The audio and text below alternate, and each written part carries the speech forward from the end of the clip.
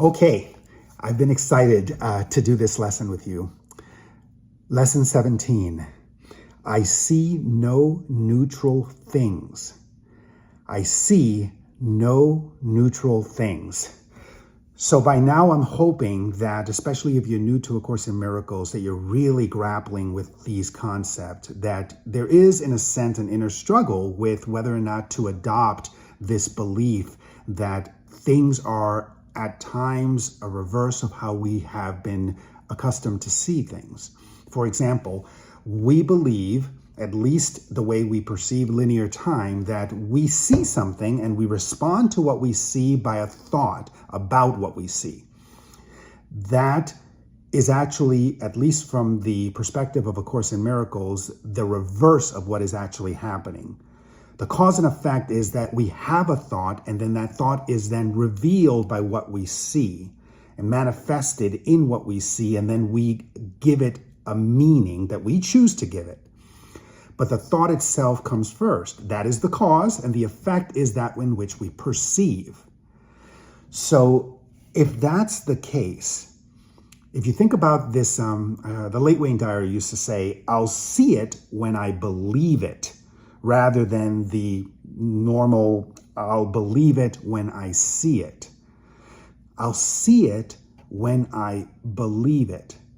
So in this lesson, lesson 17, again, you would look around the room, and if you see a chair, I see this chair and it is not neutral because my thoughts about chairs are not neutral.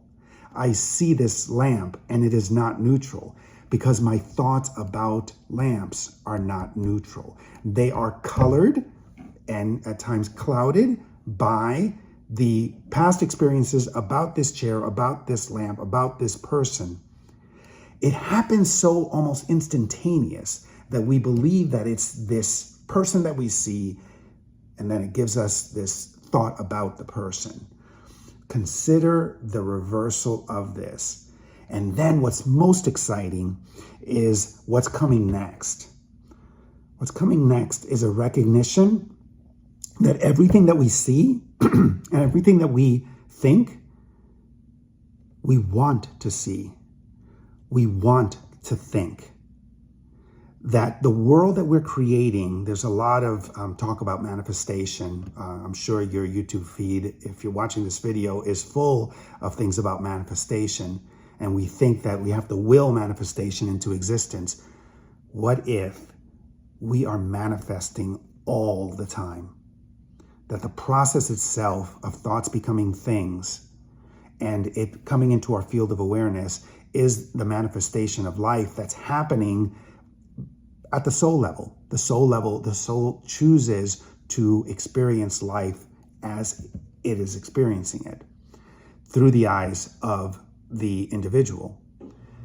So the power that lies in the choice to want to see and experience life a certain way is really important to acknowledge. Healing perception by healing thought is also where this course is headed. You'll know it. You'll know when you're having a healing thought. You'll know when you're having a thought of love because there will be nothing else.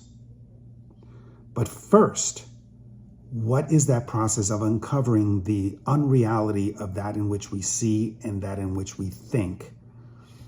This is about awareness. This is not about judgment. It's not about, oh, I am having a bad thought. This is about, I am choosing to have this thought and it's being revealed in what I see. But the thought is not neutral, and neither is that in which I see. The thought is decided by me. If you are questioning these concepts, and feel free to write in the comments, just take a moment and be aware of the question itself. Why am I fixated in my conviction that what I see is outside of me and not coming from within me and within my thoughts? Why do I see the world that way? The choice is yours. If your life is full of peace, if your life has absolutely no stress, and everything that you see is consciously what you want to see, then by all means continue to experience life that way. But if your life has within it doubt, confusion, uncertainty, challenges, suffering, stress, anxiety, ask yourself, what else could this mean? Can I choose to see this differently by thinking of this differently? Course in Miracles has a saying, do not seek to change the world. Seek to change your mind about the world. This is about healing the mind. This whole course is about healing the mind. Because if the mind is a projector and you are projecting out a reality and you believe consciously that that's not the reality that you want to see, then start with the projector itself and start to change the mind about your mind. It gets a little esoteric, I realize that.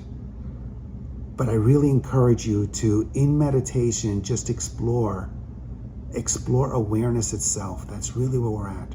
Just explore the nature of awareness. Why do you choose to bring into your field of awareness that in which you do? What's the purpose behind it? Do not judge it. That serves no purpose. That's the ego trying to convince you that you should see the world a certain way because it confirms a certain image about you.